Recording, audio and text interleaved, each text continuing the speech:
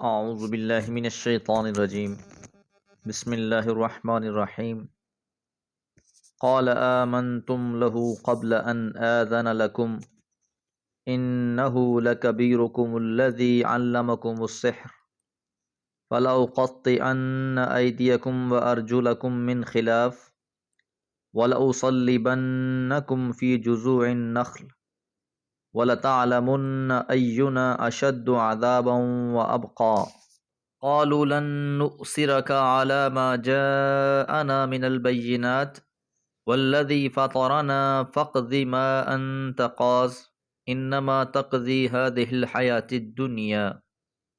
سورہ طٰہٰ آیات 71 اور 72۔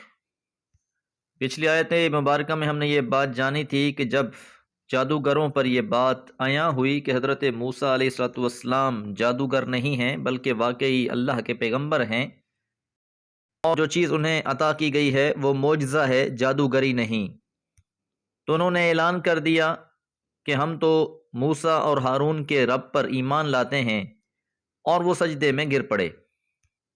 فرعون تو جادوگروں کو اس لیے لے کر آیا تھا کہ آج کی مہم جیتنا بہت ضروری تھی۔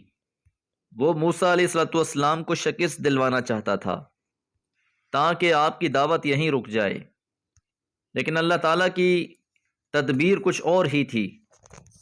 تو اب جب فرعون نے دیکھا کہ جادوگر تو ایمان لے آئے ہیں، تو اس نے فوراً کہا قال آمنتم لہ، کیا تم اس پر ایمان لے آئے ہو قبل ان آذن لکم، اس سے پہلے ہی کہ میں تمہیں اجازت دیتا، کہ میری اجازت کے بغیر ہی تم نے تصدیق کر دی، میری اجازت کے بغیر ہی تم نے موسیٰ کو سچا مان لیا۔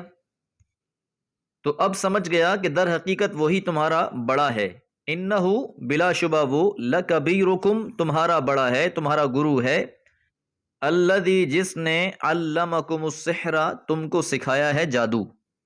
اب اس ساری حقیقت پر پردہ ڈالنے کے لیے اس نے ایک سیاسی چال چلی کہ ہارے ہوئے جادوگروں کو بھی موسیٰ علیہ السلام کے ساتھ ملا دیا اور کہا کہ یہ تمہارا بڑا ہے اور تم سب نے مل کر ڈرامہ رچایا ہے۔ ساتھ ان کو دھمکی دی فَلَأُقَطِّعَنَّ أَيْدِيَكُمْ، اور میں ضرور بضرور کاٹ دوں گا تمہارے ہاتھ، وَأَرْجُلَكُمْ، اور تمہارے پاؤں، من خلاف، بے ترتیبے، یعنی ایک طرف کا بازو کٹوا دوں گا، ہاتھ کٹوا دوں گا، اور دوسری طرف کی ٹانگ یا پاؤں کٹوا دوں گا۔ اس کیفیت میں نہ انسان ہاتھوں پہ چلنے کے لائق رہتا ہے اور نہ ہی پاؤں پر کھڑے ہونے یا چلنے کے قابل رہتا ہے۔ اور اسی پر بس نہیں کروں گا، وَلَأُصَلِّبَنَّكُمْ، اور میں ضرور بضرور تم کو سولی پہ چڑھا دوں گا، فی جذوع النخل، کھجور کے تنوں کے ساتھ۔ تو جب اس نے دیکھا کہ یہ تو حقیقت کو تسلیم کر چکے ہیں، تو اس نے ان کو دھمکایا بھی، سازش کا الزام بھی لگایا، اور ساتھ یہ بھی کہا کہ تمہارے ہاتھ اور پاؤں میں کٹوا دوں گا، تمہیں سولی پر چڑھا دوں گا، تاکہ کسی طریقے سے یہ اپنے کیے ہوئے دعوے سے واپس ہو جائیں۔ وَلَتَعْلَمُنَّ، اور تم ضرور بضرور جان لوگے، أَيُّنَا أَشَدُّ عَذَابًا، ہم میں سے کون زیادہ سخت عذاب دینے والا ہے، وَأَبْقَى، اور دیر پا ہے، باقی رہنے والا ہے۔ یہاں یہ بات بھی یاد رہے کہ یہ کوئی خالی دھمکی نہیں تھی، فرعون جو کہتا تھا وہ کر دکھاتا تھا۔ اس لیے آپ کو یاد ہوگا کہ اس نے جب یہ حکم جاری کر دیا تھا کہ بنی اسرائیل میں جو بھی بچہ پیدا ہو اسے قتل کر دیا جائے، تو بہت سے بچوں کو قتل کر دیا گیا۔ تو جو وہ کہہ دیتا تھا اس کو عملی جامہ پہنانا اس کے لیے کوئی مشکل نہیں تھا، لیکن جادوگر بھی حقیقت کو جان چکے تھے۔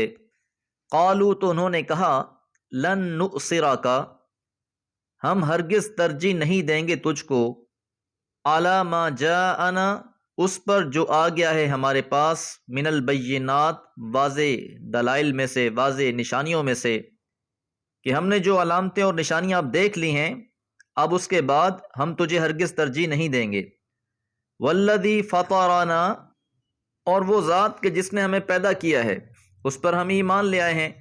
فقضی، پس تو کر گزر، ما انت قاضٍ، جو بھی تو کرنا چاہتا ہے، تو جو تیرے بس میں ہے تو کر گزر، تیرے اس کرنے سے ہم اب باز نہیں آئیں گے، ہم تو ایمان لا چکے۔ انما تقضی هذه الحیات الدنیا، بس اگر تو کرنا چاہے تو اس دنیا کے بارے میں ہی کچھ کر سکتا ہے، یعنی اگر زیادہ سے زیادہ تو کچھ کر سکتا ہے تو ہماری اس دنیا کی زندگی کو نقصان پہنچا سکتا ہے، اس سے بڑھ کر تیرے اختیار میں کچھ نہیں ہے۔ اسے کہتے ہیں انقلاب، کہ وہ جادوگر جو کچھ دیر پہلے فرعون کی عزت کی قسمیں کھا رہے تھے، اپنے جیتنے پر اس سے انعامات کے مطالبے کر رہے تھے، اب جب انہیں بات سمجھ میں آ گئی تو اپنی جان بھی قربان کر دینے کے لیے تیار ہو گئے۔ تو یقیناً ایسے لوگ بہت خوش نصیب ہوتے ہیں جو حق کو دیکھتے ہیں، پہچانتے ہیں اور پھر اس کے لیے تن من دھن قربان کر دیتے ہیں۔ دعا ہے اللہ تعالی ہم سب کو بھی حق سے وابستہ رکھے۔ وما علیہ الا البلاغ۔ اعوذ باللہ من الشیطان الرجیم، بسم اللہ الرحمن الرحیم۔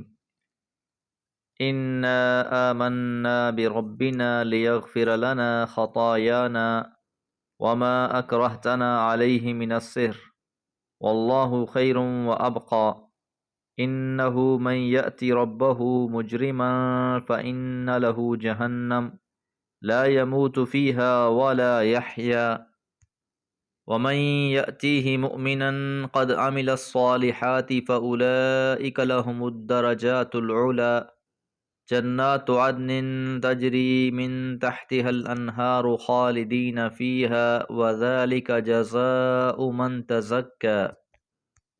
سورہ طٰہٰ آیات 73 سے 76۔ پچھلی آیات مبارکہ میں ہم نے یہ بات جانی کہ جادوگر ایمان بھی لے آئے اور ساتھ یہ بھی انہوں نے کہہ دیا فرعون سے کہ تو زیادہ سے زیادہ ہماری اس دنیا کی زندگی پر ہی کچھ اثر رسوخ رکھ سکتا ہے، لیکن اس کے باوجود بھی ہم تجھ کو ترجیح نہیں دیتے۔ ساتھ کہا انا آمنا بربنا، انا بلا شبہ ہم، آمنا ہم ایمان لے آئے ہیں، بربنا ہمارے رب پر، لیغفر لنا تاکہ وہ ہمیں بخش دے، خطایانا ہماری خطائیں، کہ ہم تو اس امید کے ساتھ رب پر ایمان لائے ہیں کہ وہ ہماری غلطیوں کو معاف فرما دے۔ وما اور جو اکرہتنا علیہ تو نے مجبور کیا ہمیں، من السحر جادو پر۔ وما اکرہتنا علیہ من السحر سے یہ بات واضح ہو رہی ہے کہ یہ لوگ حضرت موسیٰ علیہ السلام کے مقابلے کے لیے تیار نہیں تھے۔ یہ جانتے تھے کہ حضرت موسیٰ علیہ السلام جو چیز پیش کر رہے ہیں وہ جادو نہیں ہے، کچھ اور ہی شے ہے، لیکن حکومت کے دباؤ میں انہیں آنا پڑا۔ بالآخر اللہ تعالی نے ان پر حقیقت اس طرح واضح کر دی کہ ان کا سینہ اس کے اعتراف اور اعلان کے لیے کھل گیا۔ واللہ خیر وابقى، اور اللہ ہی بہتر ہے اور باقی رہنے والا ہے۔ یہ اس بات کا جواب دیا جا رہا ہے جو فرعون نے کہا تھا اینا اشد عذابا وابقى، کہ ہم میں سے کون زیادہ سخت عذاب دینے والا ہے اور باقی رہنے والا ہے۔ تو جواب میں جادوگروں نے کہا کہ اللہ ہی سب سے بہتر ہے اور وہی ہمیشہ باقی رہنے والا بھی ہے۔ انہ من یأتی، بے شک جو شخص بھی آئے گا، ربہ اپنے رب کے سامنے، اپنے رب کے پاس، مجرمن بطور مجرم، فإن لہ جہنم، تو بس یقیناً اس کے لیے پھر جہنم ہے۔ کہ جو لوگ یہاں تسلیم نہیں کرتے، یہاں کی زندگی کو اللہ کی فرما برداری میں اور انبیاء کے بتائے ہوئے راستے کے مطابق نہیں گزاریں گے، ایسے لوگ ہی مجرم ہیں، اور ایسے مجرموں کو جب اللہ کے سامنے لایا جائے گا، حاضر کیا جائے گا، تو ایسے لوگوں کا پھر ٹھکانہ جہنم ہوگا، اور یہ جہنم ایسی جگہ ہے، لا یموت، نہ وہ مرے گا، فیہا اس میں، ولا یحیا اور نہ جیے گا۔ تو اس میں عذاب کی شدت ہی اتنی ہے، ایک تو اس نے ہمیشہ اس میں رہنا ہے۔ عام طور پر جب دنیا میں انسان پر کوئی سختی اور عذاب بڑھ جاتا ہے تو وہ مر جاتا ہے، ختم ہو جاتا ہے، لیکن یہ جہنم ایسی جگہ ہوگی کہ یہاں انسان فنا بھی نہ ہو پائے گا اور اس عذاب سے اس کا چھٹکارا بھی نہیں ہوگا۔ وَمَن يَأْتِ مُؤْمِنًا، دوسرا رخ یہ ہے کہ جو شخص بھی آئے گا اپنے رب کے سامنے، مؤمناً ایمان لانے والا ہو کر، صاحب ایمان ہو کر، قد عمل الصالحات، اور اس نے عمل کیے ہوں گے نیک۔ تو مومن کے ساتھ عمل صالح کی شرط لگا دی گئی ہے کہ ایمان اصل میں وہی معتبر ہے جس کے بعد عمل صالح کیا جائے، اور جو ایمان عمل صالح سے خالی ہو اللہ کے ہاں اس کی کوئی حیثیت نہیں ہے۔ اس لیے ہم قرآن مجید میں جہاں بھی پڑھتے ہیں وہاں ایمان کے ساتھ عمل صالح کی شرط ہے، الا الذین آمنوا وعملوا الصالحات، کہ جو لوگ بھی ایمان لائے اور انہوں نے عمل صالح کیے۔ تو ایسے لوگوں کے بارے میں فرمایا فَأُولَئِكَ، پس وہی لوگ ہیں، لَهُمُ الدَّرَجَاتُ الْعُلَى، ان کے لیے اونچے درجے ہوں گے، بلند مرتبے ہوں گے۔ اور ان بلند مرتبوں میں بھی پھر تفاوت ہوگا، جو انسان جس ایمان اور عمل صالح کے ساتھ آیا ہوگا اسی کے مطابق اس کو درجوں سے نوازا جائے گا۔